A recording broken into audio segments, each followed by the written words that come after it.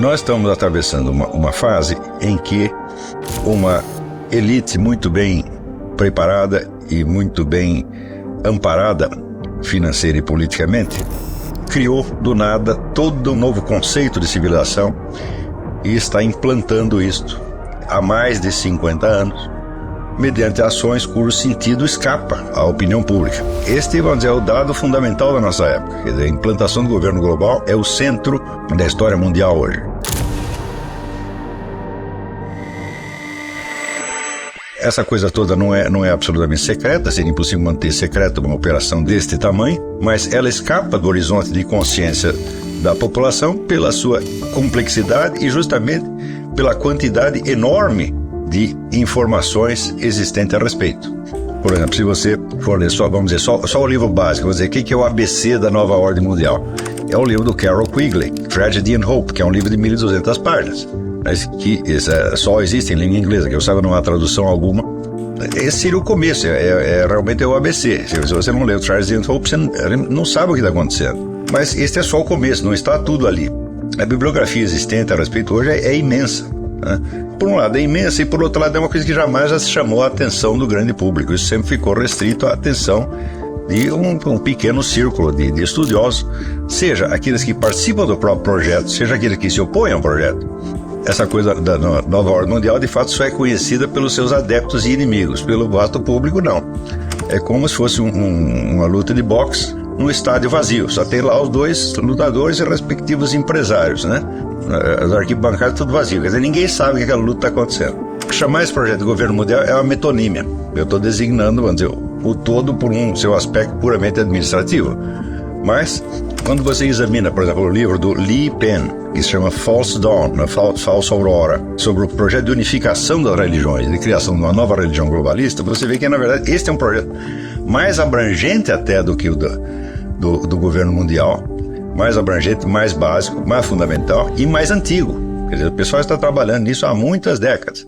E quando você vai ver o número e o tamanho das pessoas envolvidas, você vê que praticamente todos os últimos presidentes americanos dos últimos 40 anos tiveram de algum modo metidos nisso. Praticamente todos os grupos bilionários que controlam o sistema bancário, indústria farmacêutica, petróleo, etc., estão todos metidos nisso. E realmente um projeto de você fundir, ele fazer um sincretismo e implantar uma nova religião mundial, vamos dizer, que seria, a solução após um período de desespero causado pela voga ateística. Primeiro você espalha o ateísmo para todo lugar, a hora que o pessoal não aguenta mais, fala, não, vocês têm razão, nós precisamos aqui pensar na salvação da alma, pensar no outro mundo e toma lá uma nova religião para você. Essa nova religião é uma monstruosidade, uma coisa assim, espiritualmente abominável e intelectualmente desprezível, mas para massas que ignoram tudo a respeito de religiões comparadas, etc., vai ser até um projeto perfeitamente aceitável e vai parecer que é finalmente um período de paz, aqui todos nós vamos dar as mãos, né? Que está lá o padre oficiando a missa junto com o monge budista, né? Com o médium espírita, com o pajé índio, olha que beleza, é a paz universal, né? Quer dizer, é uma coisa evidentemente farsesca. Este projeto, ele é até mais importante que o da nova ordem mundial e ele vem sendo implantado assim a toque de caixa. Uma das etapas disso é tornar proibitivo o exercício das religiões anteriores, especialmente o cristianismo, né? E você favorecer, vamos dizer, a troca de religiões nos países. Quer dizer, se você tem uma maioria cristã aqui, você vai tentar islamizar todo mundo, né? Onde você tem, por exemplo, a maioria budista, você praticamente proíbe o budismo, como aconteceu no Tibete, né? Após esse período de opressão das religiões, vai haver uma substituição. Nietzsche já dizia, você não vence completamente, senão aquilo que você substitui. Quer dizer, não basta você derrubar o outro, você precisa tomar o lugar dele. Esse projeto está em andamento. Ora, essa coisa influencia todas as universidades do mundo, toda a rede de ensino, a educação infantil, toda a rede médica, entidades de assistência psicológica, psiquiátrica, etc., etc., e, enfim, a vida dos lares e a alma de cada um. Muitas pessoas hoje pessoas que estão entre 20 e 30 anos, têm a sua alma inteirinha formada à luz desses novos valores e símbolos, e elas não têm consciência. Mesmo quando elas estão contra essa coisa, conscientemente não gostam. Então não adianta você não gostar de uma coisa se a sua alma está viciada naquilo e, sobretudo, você não consegue conceber uma outra alternativa, tá certo? O nosso projeto aqui é de tentar tirar um certo número de pessoas pessoas dotadas, pessoas inteligentes e de boa índole, tirá-las fora dessa nova cultura para que elas possam observar isto de fora e de cima e exercer ali uma análise crítica. Para você poder analisar, a primeira coisa, você vai ter que se desidentificar daquilo. E isto é um trabalho não só de estudo, mas é um trabalho de autoconsciência, um trabalho de autoanálise e de autocrítica, por assim dizer, embora essa palavra tenha uma tradição abominável. Você vai ter que examinar a presença dessa cultura, não em torno, não no meio onde você está, mas na sua própria psique, ou seja, onde é que você está sendo moldado para agir desta maneira. Ora, um dos dados fundamentais da nova cultura, de qualquer cultura, é o tipo de personalidade dominante. Dos traços de personalidade que são fomentados, o que é mais fomentado é a rápida adaptação a novos moldes de julgamento e conduta. Então, logo adotado uma nova norma, uma elite determina agora tem que ser assim, isso se espalha imediatamente pela mídia, porque houve uma concentração enorme dos meios de comunicação, foram todos comprados por meia dúzia de sujeitos, então você tem todos os jornais de repente se tornaram iguais, os canais de televisão também se tornaram iguais. E aquele que for diferente, então, automaticamente fica com ar de coisa maluca, né? A velocidade da adaptação a essas mudanças culturais é considerado um traço importantíssimo e imprescindível. Ou seja, a total falta de caráter é o requisito fundamental para o bom cidadão da nova ordem mundial. Então, se disseram para ele, olha, agora você não pode mais designar, por exemplo, o ser humano como man. Você tem que dizer man and woman. Ora, vocês aqui, espécies animais inteiras são designadas por um dos seus membros que simbolicamente simboliza todos os outros. Você fala a baleia, você não fala a baleia e o baleio. Você fala o elefante, você não fala o elefante e a elefanta. A mesma coisa se aplicava para o ser humano, que é uma espécie animal, entre outras. Você fala as hienas e não as hienas e os hienos. Quando você fala o leão, você fala o leão e não fala o leão e a leoa. No caso do ser humano, o que designa é o membro da espécie masculina, homem. Isso é quase universalmente. De repente, isso foi considerado uma gravíssima falta de educação. Um hábito milenar não pode ser uma falta de educação, porque esse hábito milenar foi incorporado em inúmeras civilizações, em inúmeras literaturas, e, vamos dizer, aquilo que é de uso geral durante milênios, quem pode dizer que aquilo é uma falta de educação? Esta implantação da nova civilização, ela não é feita por propaganda ostensiva, ela é feita por mudança dos códigos. Hoje tudo é feito de maneira indireta. Mesmo a implantação de uma ditadura não é como Hitler ou Mussolini, que chega lá e diz agora está tudo proibido, né? Não é assim mais. Você não muda o regime, você não muda o nome do regime. Você muda a coisa, muda a sociedade inteira, através de pequenos regulamentos administrativos, cujos efeitos políticos não são evidentes à maioria, num primeiro momento, mas que, somados, resultam na criação de uma situação onde o Estado se sobrepõe à sociedade e onde ele determina tudo na sociedade sem que a sociedade possa se levantar contra ele. Por outro lado, vamos dizer, uma resistência cultural é também quase impossível porque todos os canais de ação cultural estão na mão do bem governante. Então você tem uma situação que o Jacob Bauman chamava a democracia totalitária. Esse grande livro, As Origens da Democracia Totalitária. O conceito de democracia totalitária é de Rousseau. A democracia totalitária já está em vigor, não neste ou naquele país, mas na quase totalidade deles. Aqui está imperfeitamente, no Brasil está montada perfeitamente. Certas mudanças que aqui, por exemplo, dariam anos de conflito e de briga, no Brasil são implantadas da noite para o dia sem que ninguém possa dizer As pessoas entram dentro de uma ditadura e elas não ousam chamar de ditadura, por quê? Porque tem eleições. Então, quer dizer, você ainda não tem a noção da democracia totalitária, não sabe nem que isso existe. Já está dentro dela e ainda pensa que é uma democracia normal. Quando a democracia totalitária é o tipo de regime mais ditatorial que pode existir. Porque a pressão não é exercida sobre você diretamente pelo governo, mas por uma rede de canais de atuação social controlada pelo governo que são muito diferentes de um policial batendo na tua porta. É a população inteira em torno que te oprime. Então você não tem para onde correr. Isso já está implantado no Brasil. Aqui está sendo implantado rapidamente. Outra coisa, as mudanças nunca são mudanças estruturais repentinas. São por, vamos dizer, pontos específicos que vão sendo mudados. As modificações que vêm no ensino e no jornalismo são uma coisa monstruosa. Só que se você nasceu no meio desse processo, você não sabe como era antes, você não sente a diferença. Só se você estudar a história e se você obtiver o recuo intelectual necessário para ver isso. como essa influência cerca as pessoas por todos os lados. E ela não cerca só positivamente, esse é o dado mais importante. Ela não cerca por uma propaganda direta, mas pela supressão das possibilidades diferentes. Quer dizer, você não fica sabendo de uma série de coisas. Então você não tem condição de inventá-las por si mesmo, né? Isso quer dizer que milhares de possibilidades que o ser humano teve ao longo dos milênios, de repente saem do repertório. Você não vai poder inventar uma civilização inteira. O único jeito de você conhecer essas possibilidades é através do estudo, mas não do estudo que a própria sociedade está fornecendo. Você vai ter que buscar um estudo por conta própria. Isso significa que para você sair disso não basta nem ser um gênio, porque você precisa ter uma forma específica de gênio, que é o gênio do autodidatismo, que é uma coisa raríssima. Os maiores gênios da humanidade não foram autodidatas nesse sentido. São Tomás de Aquino aprendeu com Santo Alberto Magno, Aristóteles aprendeu com Platão, Platão aprendeu com Sócrates, Sócrates aprendeu com quem? Não se sabe. Diz o Léo Strauss, ele diz toda tradição de ensino é um sujeito que aprendeu com outro, que aprendeu com outro, que aprendeu com outro, que aprendeu com o primeiro, que não aprendeu com ninguém. Aprendeu com Deus.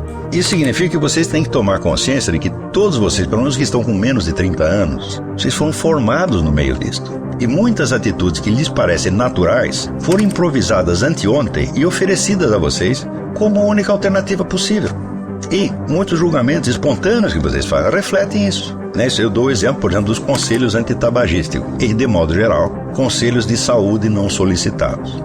Não coma tal coisa, coma tal outra, que eu saiba, os cuidados com a saúde sempre foram uma parte da vida privada, ao ponto de que um médico não pode lhe impor um tratamento. O médico diz, aqui meu filho, você está com câncer no cérebro, você vai morrer em uma semana. Posso operar? O sujeito diz, não. Vou dar um exemplo, o Darcy Ribeiro, antropólogo. Ele estava no hospital com câncer, para ser operado, iam arrancar metade dele.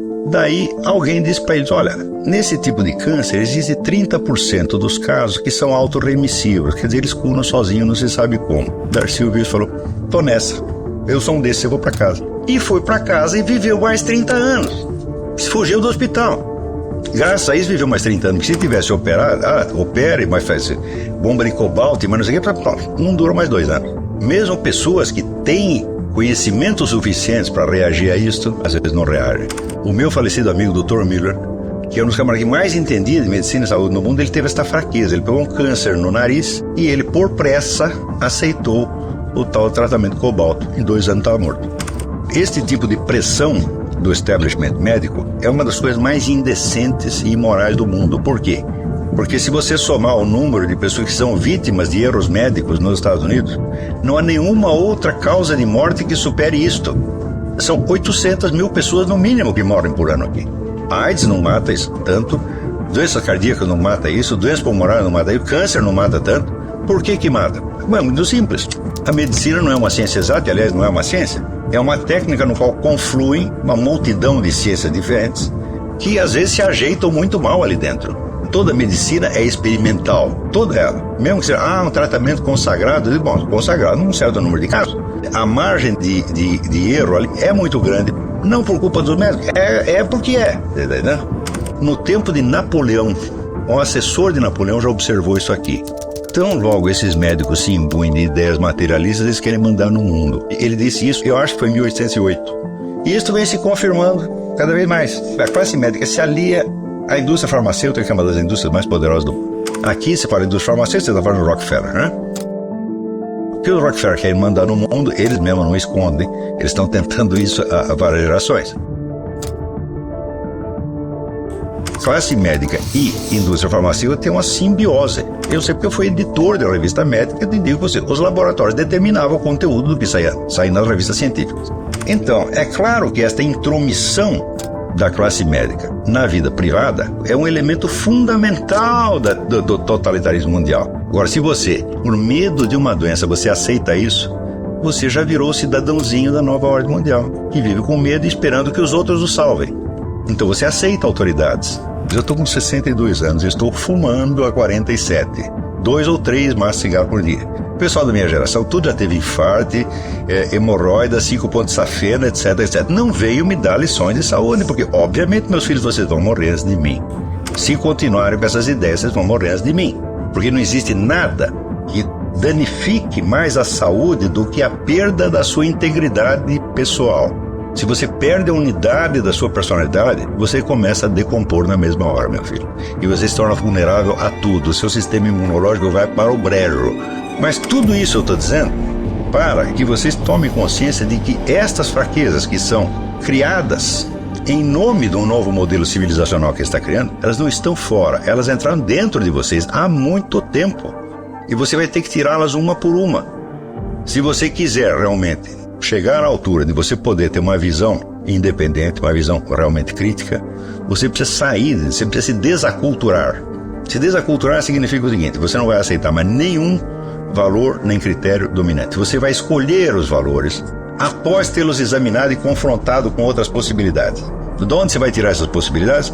De outras sociedades, de outras épocas, dos clássicos da literatura, dos clássicos da filosofia, das antigas religiões, etc, etc. É aí que você vai tirar. Eu estou fazendo isso há muitos anos e de vez em quando eu ainda me pego cedendo a uma coisa dessa.